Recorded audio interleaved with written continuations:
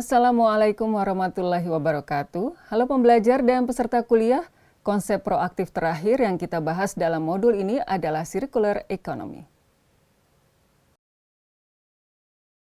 Walau circular economy sudah jauh berkembang secara global dan telah diperkenalkan di Indonesia, saat ini bisa dikatakan Indonesia masih mempraktekkan ekonomi linear, di mana sumber daya yang diproduksi menjadi barang akan dijual, lalu dimanfaatkan, dan kemudian setelah barang atau jasa tidak bernilai lagi bagi si pengguna, maka barang akan dibuang.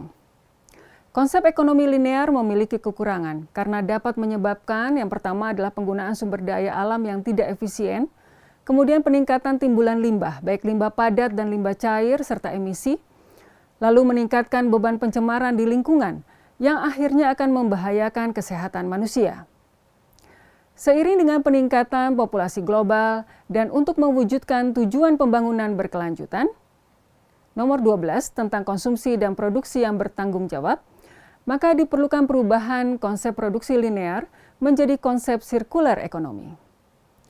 Rethinking menjadi konsep circular economy di mana produk dirancang untuk dapat didaur ulang dan digunakan kembali sebagai bahan baku atau memproduksi bahan baru sehingga dapat menekan jumlah timbulan limbah hingga nol dan menekan jumlah penggunaan sumber daya alam.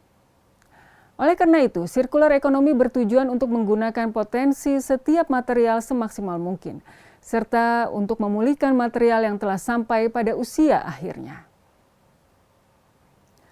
Pendekatan circular economy ini berbeda dengan ekonomi linear tradisional yang menggunakan model ambil, pakai, buang.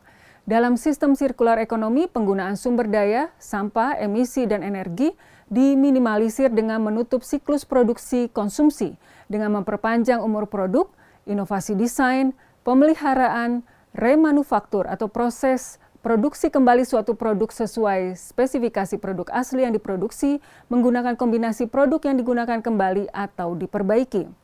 Lalu kemudian daur ulang ke produk semula atau recycling, dan daur ulang menjadi produk lain, yaitu upcycling, serta penggunaan kembali atau reuse. Penggunaan sumber daya dilakukan seefisien mungkin. Dalam circular economy, bagian yang terpenting adalah efisiensi sumber daya selama produksi.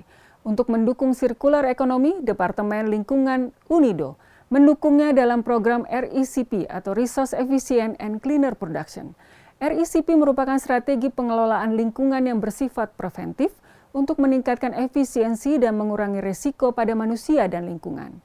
Oleh karena itu, circular economy dan produksi bersih saling berkaitan erat.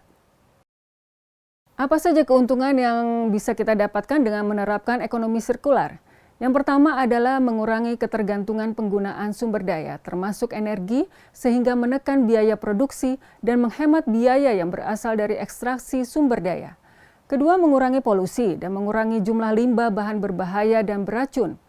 Ketiga, ekonomi sirkular mendorong antar perusahaan untuk saling bersinergi pada 3 aspek yang mengarah pada ekonomi, sosial, dan lingkungan. Keempat, meningkatkan kinerja ekonomi nasional secara keseluruhan, dan di tingkat internasional, ekonomi sirkular dapat memfasilitasi pertukaran barang dengan memperkenalkan standar bahan baku sekunder yang sebelumnya dianggap limbah. Karakteristik produk yang ditingkatkan seperti masa pakai yang diperpanjang dan daur ulang. Pembelajar dan peserta kuliah, demikianlah modul konsep pengelolaan lingkungan proaktif selain produksi bersih telah kita bahas. Sebenarnya seiring dengan perubahan dinamis dalam lingkungan dan masyarakat global, konsep pengelolaan terus berkembang dan semakin melengkapi satu sama lain. Ada konsep C2C atau cradle to cradle, green chemistry, dan lain-lain.